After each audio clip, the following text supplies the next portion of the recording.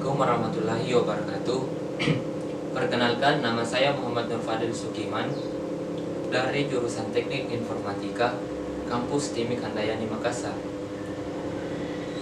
Kali ini saya akan menjelaskan atau mempresentasikan mengenai perangkat keras komputer sebagai ujian akhir dari pengantar teknologi informasi.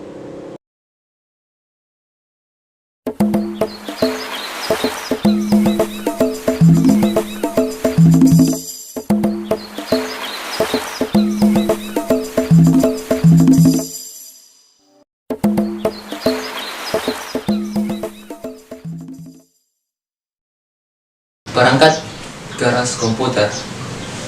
Perangkat keras komputer adalah bagian dari sistem komputer sebagai perangkat yang dapat diraba, dilihat secara fisik, dan bertindak untuk menjalankan instruksi dari perangkat lunak atau software. Perangkat keras komputer biasa juga disebut sebagai hardware.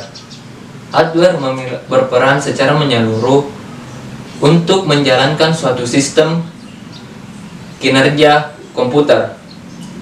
Berikut adalah penjelasan mengenai cara kerja perangkat keras komputer dan macam-macam perangkat keras komputer beserta fungsinya. Yang pertama, cara kerja perangkat keras komputer.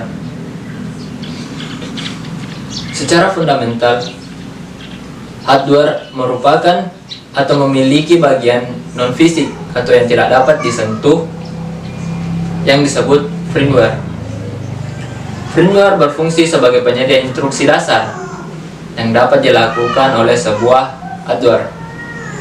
Firmware disimpan dalam chip memori khusus pada suatu hardware yang berupa ROM atau EEPROM. Firmware berupa sebuah perangkat lunak kecil, software yang biasanya ditulis dalam bahasa pemrograman dasar atau rendah untuk menghasilkan instruksi dasar atau rendah yang dapat digunakan oleh hardware bersangkutan secara cepat. Instruksi dasar ini dapat dibagi menjadi 3 bagian. Yang pertama, instruksi dasar input. Instruksi dasar input adalah instruksi yang dapat memberikan informasi kepada perangkat lunak lainnya, yaitu sistem operasi dengan perantara driver. Hal ini terjadi saat pengguna berinteraksi dengan hardware bersangkutan, misalnya memasukkan atau mengetik pada keyboard. Yang kedua, instruksi dasar proses, yaitu instruksi dasar proses adalah instruksi yang berperan sebagai proses input atau output yang dilakukan oleh hardware, tidak keduanya. Instruksi dasar proses yang dimaksud adalah instruksi yang terjadi dalam suatu hardware atau bukan dalam sistem komputer secara utuh. Yang ketiga, instruksi dasar output. Instruksi dasar output adalah instruksi yang dipanggil oleh perangkat lunak lainnya, yaitu sistem operasi dengan perantara driver. Hal ini menggunakan hardware tersebut dari pengguna, misalnya memutar video dan video itu muncul di layar monitor laptop atau komputer. Bagian kedua atau materi kedua yaitu jenis-jenis perangkat keras beserta fungsinya. Sebelum masuk ke jenis-jenis perangkat keras, ada baiknya kita mengenal sistem komputer. Sistem komputer tersebut terdiri dari 5 jenis, yaitu perangkat keras yang pertama input, perangkat keras yang kedua adalah proses, perangkat keras yang ketiga adalah output, perangkat keras yang keempat adalah kelistrikan, perangkat keras yang kelima adalah penyimpanan. Kelima perangkat keras ini diatur sedemikian rupa membentuk sistem terintegrasi untuk dapat melakukan input, proses, dan output data. Baiklah, yang pertama, perangkat keras input. Perangkat keras input adalah jenis hardware yang berfungsi untuk memasukkan data input ke dalam memori sistem komputer. Perangkat keras input utama dari sebuah sistem komputer adalah keyboard. Mouse merupakan perangkat keras input pendukung atau peripheral dari sebuah sistem komputer, di mana keyboard adalah perangkat input utama sistem komputer yang terdiri dari tombol-tombol untuk mengoperasikan komputer. Keyboard dapat digunakan untuk melakukan input data secara menyeluruh pada sistem komputer. Yang kedua, mouse adalah perangkat yang digunakan untuk melakukan input data berupa gerakan kursor, klik, atau scroll. Mouse pada awalnya menggunakan bola untuk melakukan gerakan kursor. Seiring perkembangan teknologi, digunakan sensor cahaya untuk mendeteksi pergerakan.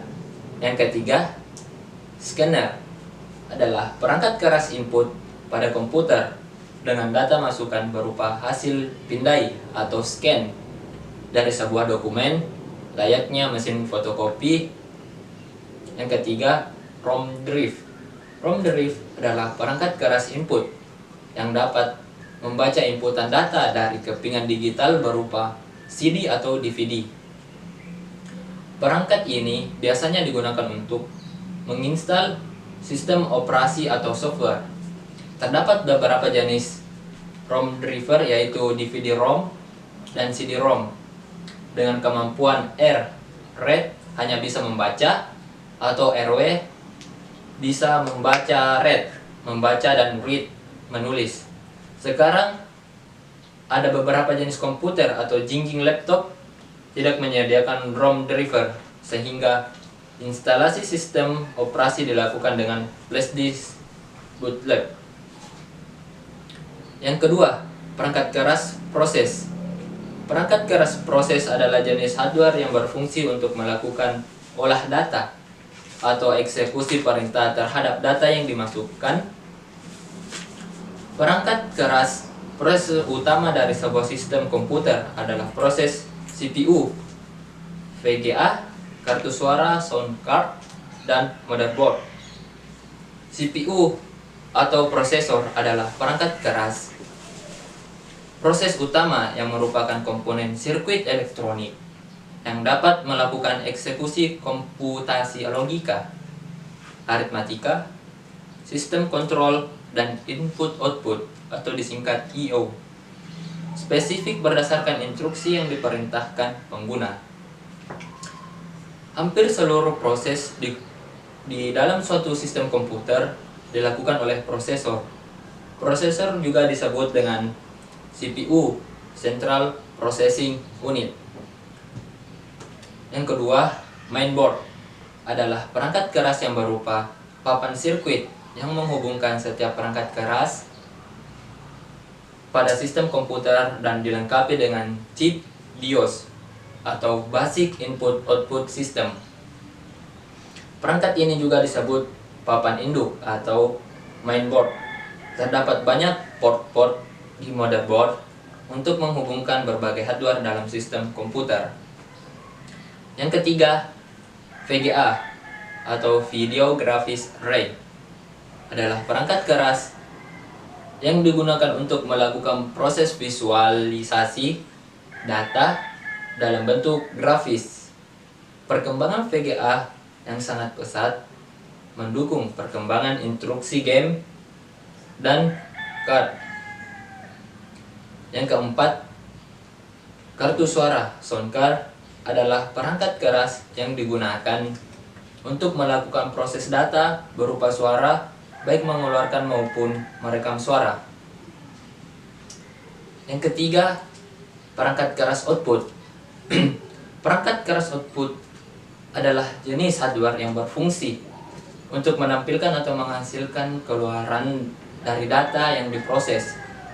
Perangkat keras output utama dari sebuah sistem komputer adalah monitor dan speaker. Monitor adalah perangkat output yang digunakan untuk menampilkan hasil proses data grafis dari VGA. Data yang ditampilkan menyediakan informasi berupa video. Speaker adalah perangkat output yang digunakan untuk mengeluarkan hasil suara atau pemrosesan kartu suara. Printer adalah perangkat output yang digunakan untuk mencetak kertas atau data-data yang telah diinput.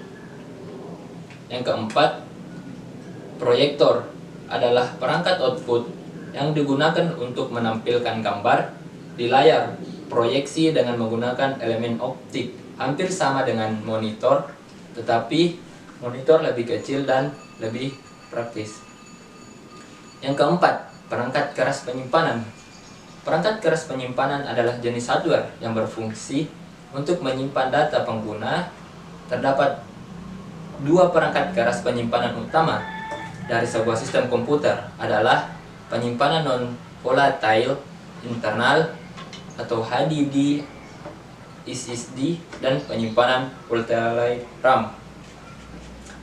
RAM atau Random Access Memory adalah media penyimpanan yang bersifat volatile, di mana volatile adalah data hilang ketika listrik dimatikan dan data diakses secara acak atau random. RAM digunakan untuk menyimpan data saat diproses oleh prosesor karena menggunakan teknologi DRAM. Proses transfer data RAM mencapai ratusan, bahkan ada ribuan kali lebih cepat dari hard disk biasa, sehingga untuk meningkatkan performa, data yang diproses oleh prosesor akan disimpan di RAM untuk sementara. RAM juga digunakan untuk teknologi caching, yaitu menyimpan file sementara. Misalnya saat awal membuka suatu aplikasi akan terasa lambat, namun untuk kedua kalinya akan terasa cepat. Hal ini dikarenakan data-data yang telah tersimpan di aplikasi untuk diproses jika diperlukan, yang dikenal dengan istilah caching.